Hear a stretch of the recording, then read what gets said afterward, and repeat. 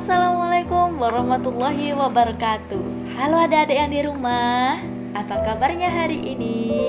Alhamdulillah, luar biasa, Allahu Akbar. Masya Allah, tetap semangat adik-adik hari ini. Alhamdulillah, bertemu lagi hari ini dengan Bunda Nurin, tentunya di acara Kisah Islami Rasulullah Teladan Utama, Rasul seluruh alam, pembawa kebenaran yang hakiki. Yang pertama kemarin Bunda menceritakan tentang zaman jahiliyah sebelum kelahiran Nabi. Yang kedua, ada yang tahu adik-adik Bunda ingin bercerita apa? Langsung saja kita simak ceritanya. Yuk dengarkan. Bismillahirrahmanirrahim. Bab yang kedua, sejak kecil selalu dijaga oleh Allah Subhanahu wa Ta'ala. Hari berganti, tahun pun berlalu. Saat itu Nabi sedang berusia 4 tahun.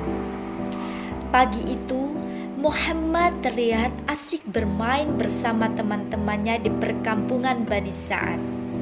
Di rumah siapa adik-adik? Di rumah Halimah As-Sa'diyah, ibu asuhnya plus ibu susunya. Saat itu mereka sambil bermain dan mengembalakan domba milik Halimah. Tiba-tiba seorang wajah tampan menghampirinya. "Muhammad, ayo ikut aku," ajak orang itu. Wajah orang itu bercahaya. Dia memang memegang pergelangan tangan Muhammad. Muhammad terkejut.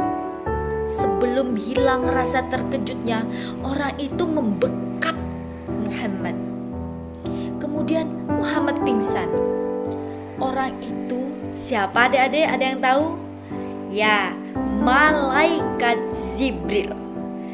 Ketika malaikat Jibril mendatangi Nabi Muhammad SAW, malaikat Jibril akan mengubah wujudnya menjadi manusia. Melihat hal itu, teman-teman Muhammad ketakutan. Mereka berlari menuju rumah Halimah. Mereka melaporkan kejadian itu kepada Halimah. "Ada apa?" tanya Halimah. Dia Muhammad, dia dibawa laki-laki asing ke bukit." Halimah tidak menunggu anaknya selesai berbicara. "Ayo, tunjukkan kepadaku tempatnya." Halimah bergegas lari ke bukit. Suaminya yang bernama Haris dan putranya menyusul di belakang.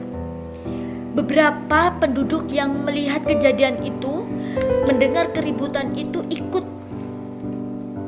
Rombongan itu menemukan Muhammad di atas bukit. Saat itu Muhammad sudah kembali bermain lagi. "Aduh anakku, syukurlah engkau tidak apa-apa." Halimah memeluk Muhammad. "Ada apa anakku? Ceritakanlah," pinta Halimah. "Orang asing datang dan membawaku ke sini. Dia membaringkanku lalu membelah dadaku," jawab Muhammad. "Apa?" Halimah terkesiap. "Dia mengeluarkan sesuatu di dadaku, kemudian mencucinya dengan air zam-zam dari dalam bejana emas. Lalu dia membuang sesuatu yang hitam." Muhammad menjelaskan peristiwa itu. Al-Haris menarik lengan istrinya lalu berbisik, "Aku khawatir anak ini sakit. Ayo kita antarkan kepada ibunya sebelum terjadi sesuatu yang buruk." Beberapa lama setelah kejadian itu, Halimah mengajak Muhammad ke Mekah. Halimah ingin mengembalikan Muhammad kepada ibu kandungnya. Halimah takut kejadian itu terulang lagi.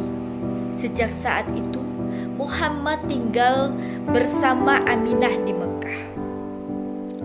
Allah Subhanahu wa Ta'ala selalu menjaga Muhammad dari kejahatan dan sifat buruk. Oh ya adik-adik, peristiwa dibelahnya dada Nabi Muhammad ada di suatu riwayat menceritakan sebanyak 4 kali. Yang pertama, ketika Nabi Muhammad berusia 4 tahun. Atau ada yang meriwayatkan Nabi Muhammad berusia 5 tahun. Yang kedua, terulang kembali di usia Nabi Muhammad ke-10 tahun, ketika usia taklif atau mukallaf, dibasuh dengan air zam-zam supaya tidak tercampur dengan sifat-sifat keburukan. Kemudian yang ketiga adik-adik, yang kedua diriwayatkan oleh Anas bin Malik dalam hadis sahih oleh Muslim. Kemudian yang ketiga adik-adik, sebelum Nabi menerima wahyu kenabiannya, diriwayatkan disampaikan oleh Imam Al-Baihaqi, ketika itu Rasulullah SAW bermimpi dadanya dibelah oleh malaikat Jibril dan dicuci dengan air zam-zam di bejana emas. Dan peristiwa itu diceritakan kepada istrinya yang bernama Khadijah.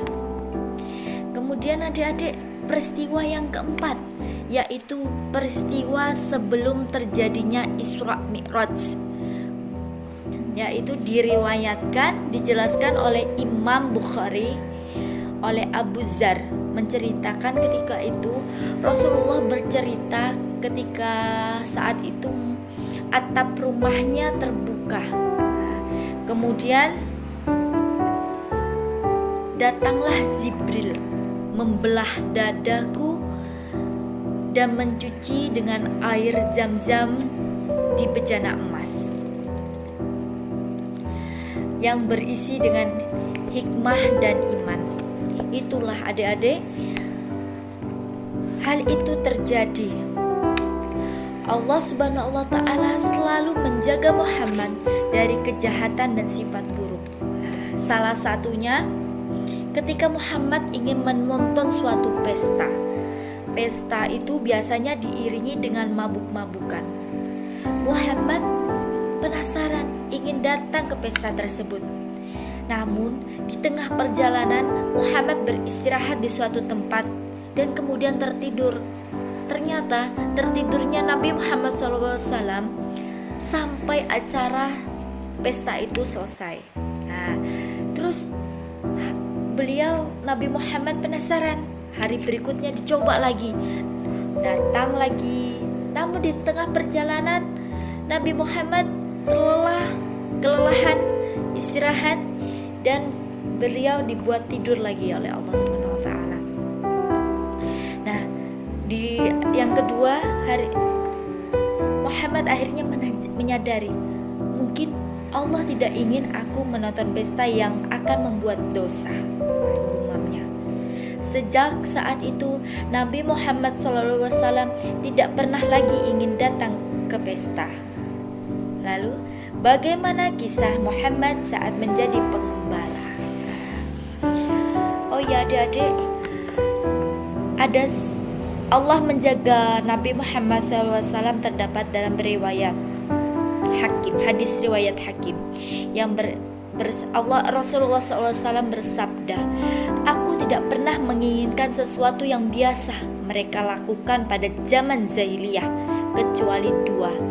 Ketika itu pun dicegah oleh Allah Subhanahu wa Ta'ala. Setelah itu aku tidak pernah menginginkannya lagi sehingga Allah Subhanahu wa Ta'ala memuliakan aku dengan risalah kenabian. Hadis riwayat Hakim. Alhamdulillahirabbil alamin. Ceritanya tentang sejak Rasulullah yang dijaga oleh Allah Subhanahu wa Ta'ala telah selesai adik-adik. Terima kasih telah mendengarkan Bunda. Masya Allah, semoga kita selalu dalam lindungan Allah Subhanahu wa Ta'ala, dalam penjagaan Allah Subhanahu wa taala, menjadikan kita anak-anak yang takwa, anak-anak yang beriman, berjuang di jalan Allah Subhanahu wa taala.